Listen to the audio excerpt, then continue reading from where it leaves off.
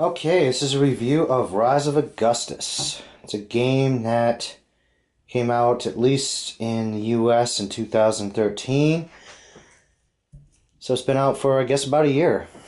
And it has been compared or called bingo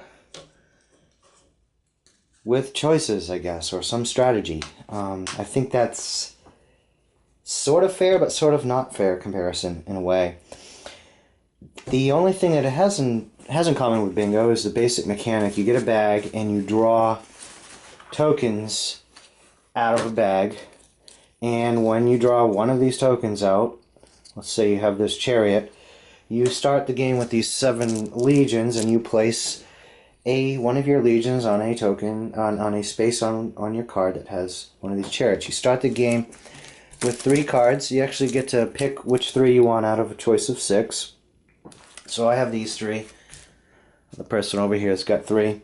So when that chariot comes out, as it's drawn, you take one of your legions and you place them out here on a chariot. I don't have a chariot, but this person has a chariot. They pick a card and they put one legion on.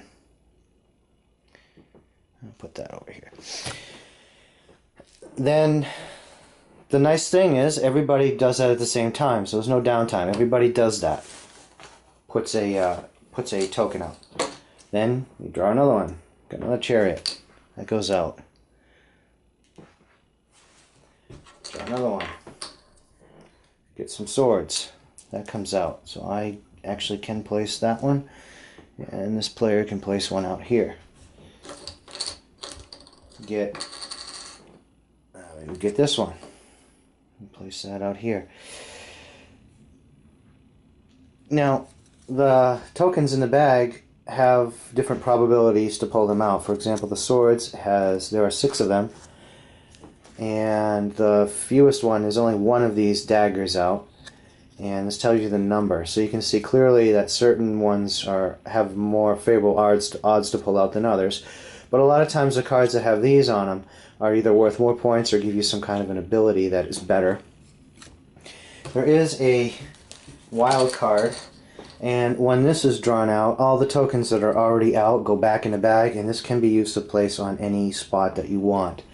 So you don't keep drawing them until all the tokens are gone. It hardly ever gets down to the last token in the bag like that.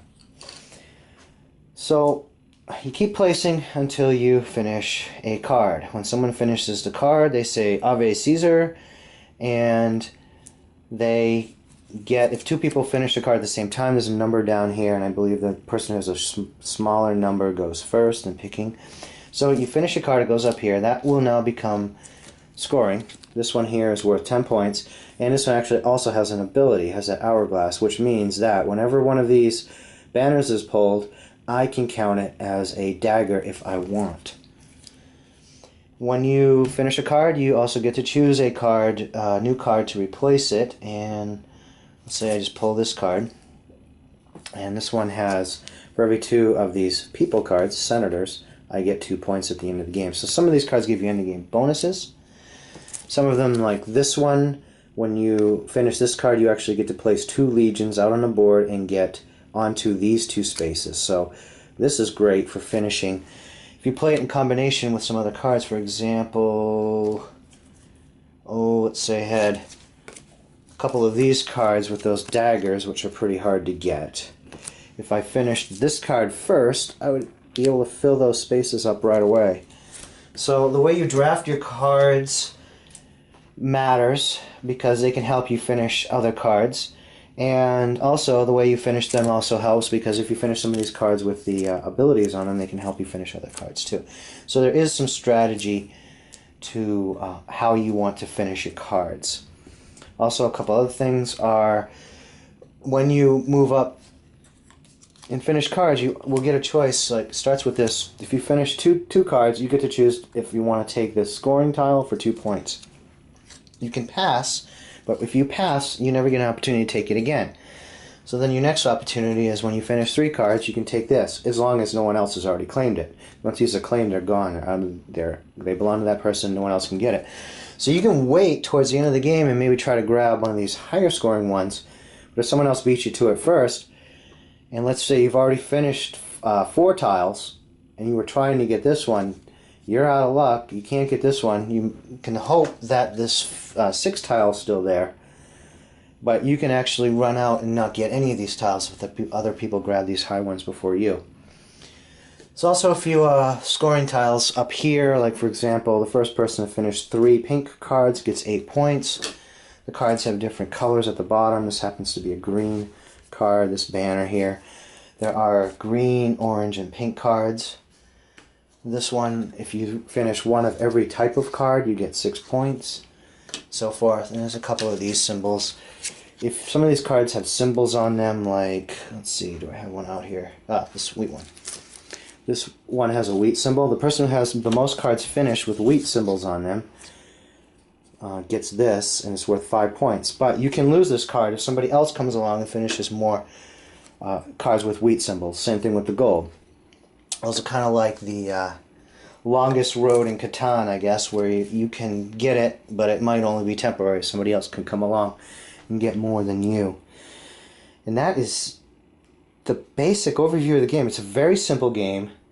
It plays very quick. The box says 30 minutes, and I think it can be played in 30 minutes.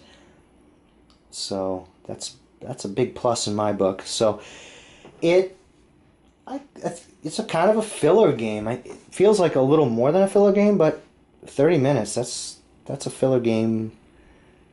That's a filler game time, I would say. So what do I think about the game in general? I want to grade the game based on what it is. This is not a very heavy game. It's not going to hold up to the same level of play that you're going to get in heavier games. It has some luck of the draw. You could get lucky in what's pulled out, but the game is only 30 minutes, so I think games that are short, some luck of the draw is okay. Especially, it still doesn't mean you don't have any strategic choices. You do have strategic choices, so there's a little bit of luck, but also you can make decisions based on what cards you have and what cards you want to pull, draft, and play accordingly to that strategy. So, and if you get a bad run of luck, well, it's only 30 minutes. Not really a big deal. So it's a light game. If you are expecting or want a heavier game, this is definitely not something that you're going to want to buy. There are some cards that do mean things to people, but it's not that bad. It's not, I wouldn't say this is like terribly interactive, but this card, for example, you have to take off 2 legions off your board when somebody finishes this card. So there is a little bit of that in there, but it's not terribly bad. It's quick. I like that there are some choices to make with how you draft your cards. On the surface, it looks like there's probably more to do than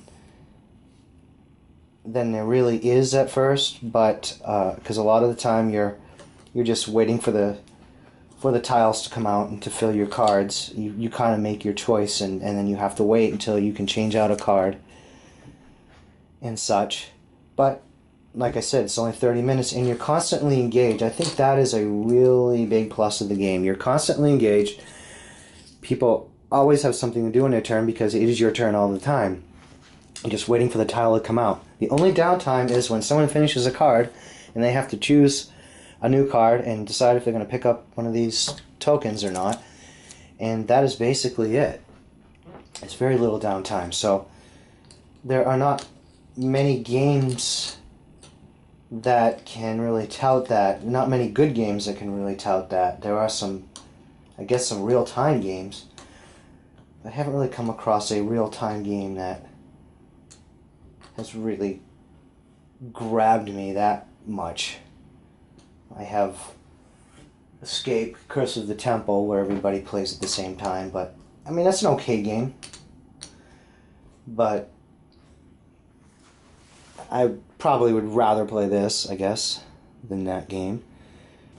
And it's been hitting the bargain bins. I think this is a game that's probably worth taking a chance on if you can get it as a bargain because it's been coming up that way. I imagine over the holiday season this year, in light of all the new releases coming out, this is going to be one that is avoided, and it's going to be sitting on the shelves waiting for people to maybe grab it.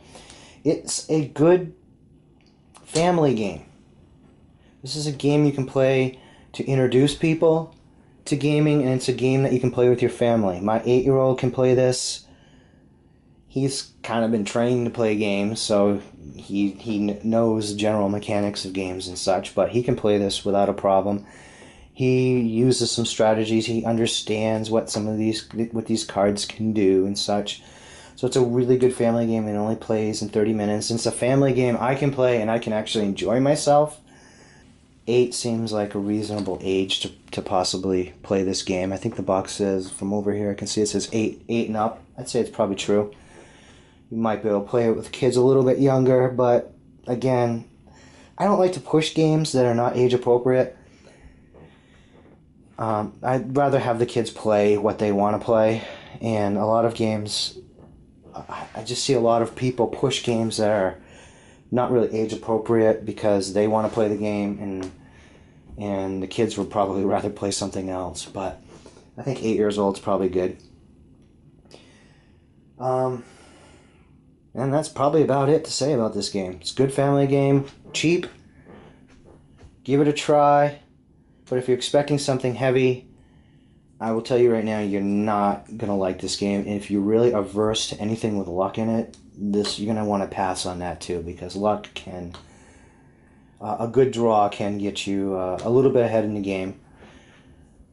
You know, it's kind of like Warriors, where you kind of roll dice in that game, and that's even more luck driven. But there is that element to it in this game, so it's going to turn off some people. But that's Rise of Augustus.